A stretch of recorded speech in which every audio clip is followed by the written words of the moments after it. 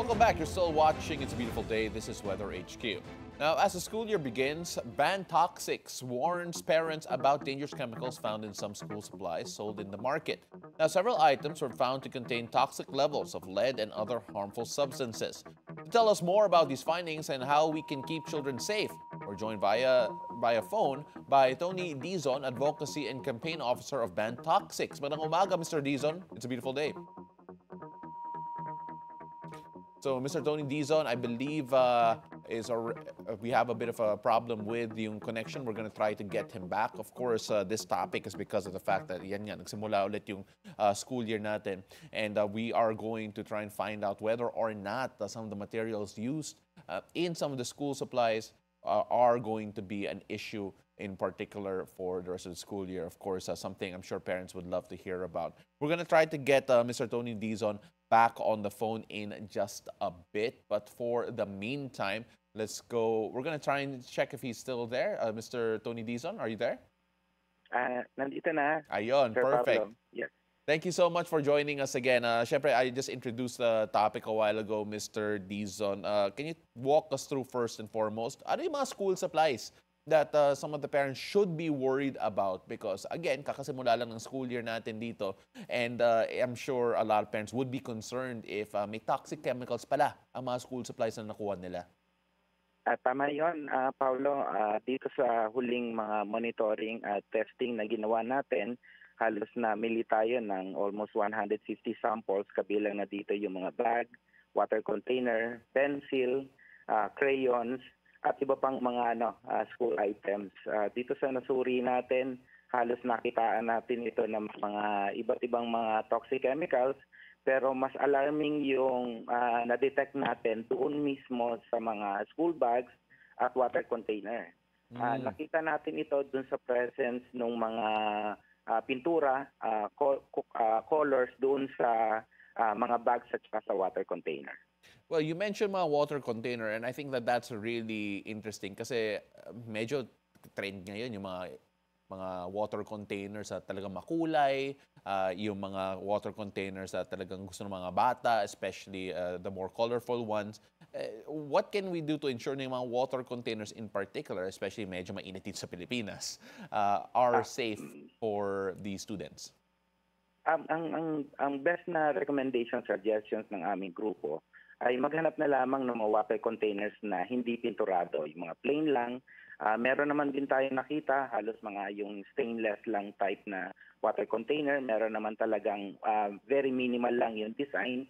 Meron din, although merong nakita tayo na made out of glass, pero meron naman siyang parang lalagyan for safety din, no, nitong mga items na ito. So basically, ang presence kasi ng mga ganitong chemicals, especially yung lead, ay nakita natin doon sa mga paint-coated na mga water container. So, napakadelikado nito, Paulo, dahil sa una, hinahawakan talaga ito ng mga bata. And at the same time, ay malapit siya doon sa bibig. So, which is dalawang klase ng route of exposure yan. Thermal contact and at the same time, ingestion. May mga time na yung mga water container halos nag-chip out yung mga paints nito over a period of time. So, doon tayo mas maging maingat, lalong-lalo na kung ito ay gagamitin ng ating mga anak. Mr. Tony, is lead the key culprit dito in terms of the chemicals that we are watching out for, or are there other chemicals that we are also looking at? Dito sa na-test natin ang mga school bags at saka water container, lead talaga yung pinaka-present nito. Halos very alarming. More than 10,000 parts per million yung na-detect natin. Sobra-sobra ito, no? Sa ilalim kasi ng Chemical Control Order for lead and lead compounds ng Department of Environment and Natural Resources, prohibited ang paggamit ng ganitong klaseng mga chemicals, especially sa children's product, particularly school supplies. Hindi na dapat talaga ito ginagamit especially dun sa mga manufacturers na gumagamit pa ng mga pintura or as ingredients itong ganitong klaseng chemical. So Tony, where are these products normally sold? Sa mga mainstream markets po ba, or are they typically found in mga bargain shops for parents trying to get better deal or cheaper costs in terms of mga school supplies po? Ang ginawa kasi ng monitoring at product test by natin ay mas nag-concentrate tayo dun sa mga public markets. Kasi basically, pagka ganitong pasukan, mas hahanapin talaga ng ating mga consumer yung medyo mura, abot kaya lang ng kanilang mga budget. So dito tayo halos mas nag-concentrate. And at the same time, sobrang dami din kasi yung mga nagtitinda nito. Ang unfortunate dito is karamihan doon sa mga school supplies na nakita natin, halos hindi kumpleto yung product information, wala ni isang etiketa na magsasabi sa atin saan ba ito galing, kung hindi man ito manufactured dito, sa anong bansa ito nanggaling, at ano yung mga ingredients or mga materials na ginamit nila dun sa produkto. So yan yung medyo challenging sa part ng mga consumer kung paano mas makakapili ng safe o ligtas na mga klase ng mga school supplies dito sa ating bansa. And sir, what signs or guidelines or signages or labels na kailangan hanapin ng mga consumers, mga parents, and even students themselves when buying school supplies to make sure that they are safe? Naglabas ang Department of Trade and Industry ng gabay sa pamimili. But basically, nakakonsentrate lang yan dun sa price o presyo. Ang FDA, naglabas din sila ng guidelines. Kabilang na dito yung una, mainam talaga pag bumili tayo ng ganitong mga school supplies, wag lang lagi yung presyo yung ating titingnan, kundi kilatisin talaga natin ang maigi yung mga produkto. Meaning kasi, tingnan natin kung may product label ito, tingnan natin, kilatisin natin yung mga materials na ginamit.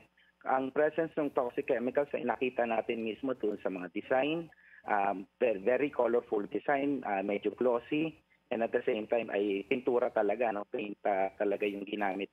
So kung pipili man tayo, maghanap na lang tayo ng mas less, hindi sana gamit na synthetic materials ang ginamit. Meron ding nakita tayo ng mga made out of cloth na klase ng mga bag.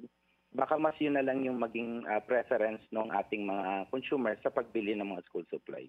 Sir Tony, sa opinion po ng Ban Toxics, is there a lack of laws or legislation when it comes to yung labeling po ng mga school products po natin to make sure that they are safe and toxic-free for students and consumers alike? Tama yan, Sir Paulo. Merong mga regulations yung ating mga government agencies. Like yung FDA, meron silang public health advisory na inilalabas. Ang DTI, naglalabas din sila ng kanilang announcement, and even yung Department of Environment and Natural Resources. But unfortunately, yung isa sa pinupush natin talaga dito sa ating bansa, magkaroon talaga ng isang comprehensive law, particularly dun sa mga covering lahat ng mga consumer products, particularly mga children's products ito. Ito yung kulang dito sa ating bansa. And in fact, nagkaroon tayo ng effort before, I think way back 2017, when we push for a law covering all products ng mga bata, at saka comprehensively covering all types of chemicals, whether ito man ay regulated dito sa ating bansa or even abroad. Hindi nga lang ito nag-push, nagpalit na tayo ng mga government, pero hindi pa rin ito nabigyan ng priority. And hopefully, this coming 20th Congress ay bigyan ito ng priority dito sa ating bansa. I want to focus on the analysis as well coming from Ban Toxics when it comes to monitoring the market for toxic products in terms of yung volume po nila, and of course identifying the chemicals present. Ano po ang methodology ng Ban Toxics when it comes to identifying the state of the market at the meantime, and of course yung mga chemicals that we have to be worried about at any given period? So far, may tool tayo na ginagamit. Meron tayong device na ginagamit to quickly detect, screen toxic chemicals doon sa iba't ibang klase ng mga consumer products. But basically, isa rin sa minomonitor natin yung continuous releases, especially ng FDA. Sila kasi yung ating regulatory agency, particularly dito sa school supply. And of course, we have partners as well abroad na kung saan nagmo-monitor din simultaneous ng mga ilang regulations, international regulations. Kino-compare natin yan kung meron na sa ibang bansa na ganitong klaseng regulation, tinitingnan natin kung dito sa ating bansa ay nag-i-exist ito o hindi. So yan yung methods, protocols na sinusundan ng aming grupo. At syempre, ang pinaka-best talaga dyan ay yung continuous na on-site inspection. Pag-check, especially dito sa atin, no, very fanatic tayo pag may mga bagong lumalabas na mga products, na-encourage kaagad tayo na bumili. So, isa rin yan doon sa binabantayan natin.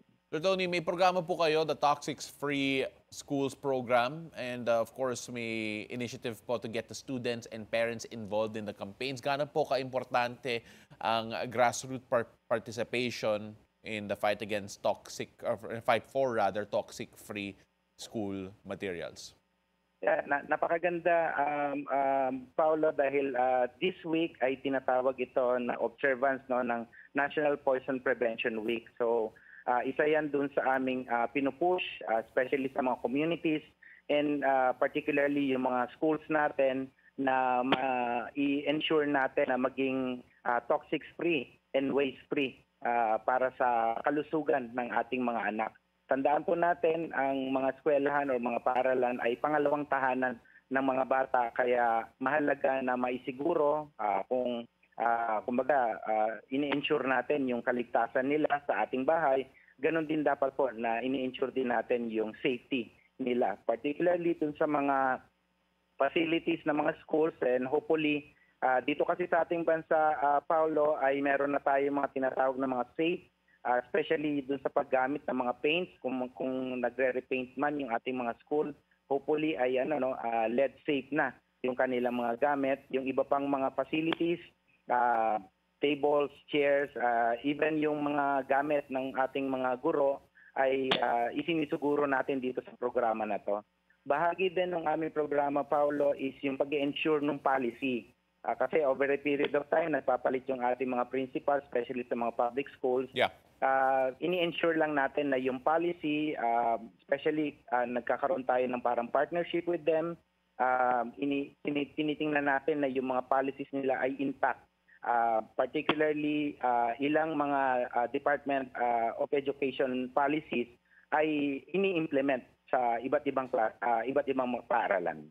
Sir Tony, we have to go in just a bit, but before we do that, para sa mga gustong matuto about this particular issue, where can they reach out to Ban Toxics? And of course, where can they find any material when it comes to this particular issue? Yes, thank you, Paolo. Very active po ang aming grupo, especially sa online, sa social media. Mag-message lang po kayo. Please like, follow, and share ang aming Facebook page, Ban Toxics. I-search lang po ninyo dyan. At para regularly makaka-receive ng mga information, awareness material na makakatulong para sa ating kalusugan and at the same time para sa kalusugan ng ating mga anak. Napakahalaga po na mas maging vigilant tayo dun sa mga produktong ating binibili. Make sure na binabasa po natin yung mga label or hanapin natin kagad yung labeling information, and to be sure ay maging maingat tayo. Lalong-lalo na doon sa mga presence ng mga toxic chemicals sa iba't ibang klase ng mga produkto. He is the Advocacy and Campaign Officer of Ban Toxics, Mr. Tony Dizon. Maraming salamat po. Thank you so much for sharing your insights and of course raising awareness in this issue. Maraming salamat po. Thank you so much, Paolo, and good morning.